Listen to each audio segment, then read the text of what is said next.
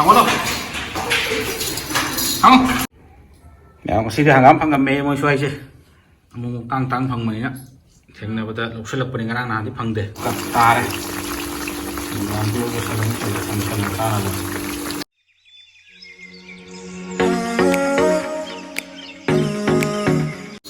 đây cái xin hàng ấm phăng nghe hàng ấm lấy lại phụ với trong thái á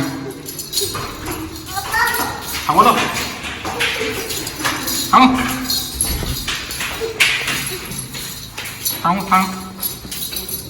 thằng thằng vô luôn thằng xong rồi qua đâu vào thằng vô luôn một chấp bên ấy hàng tụt cái gì hàng đó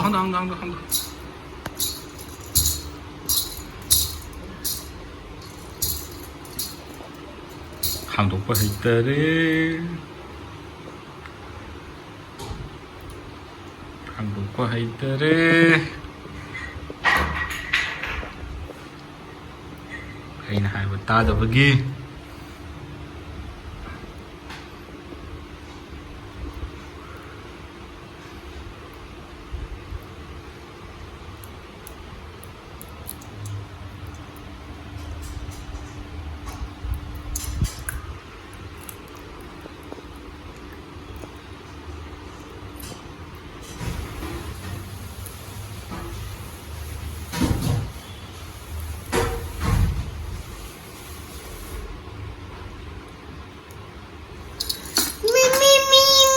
hàng đầu có phải đâm lại lâu này rồi đó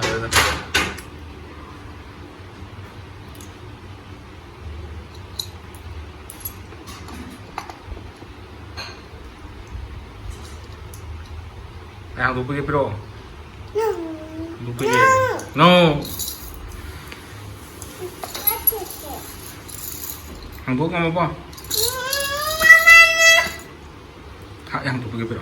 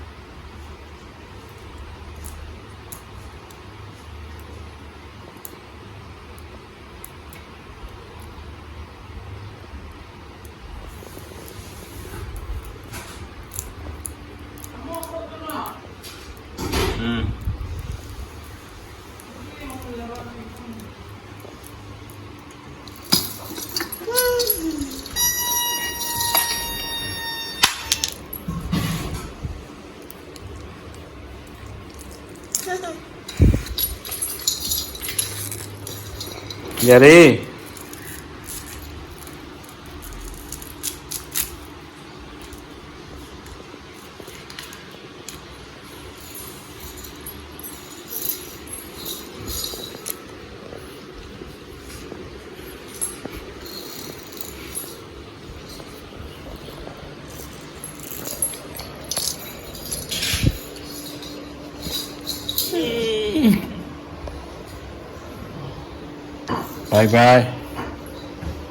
bye bye yeah bye bye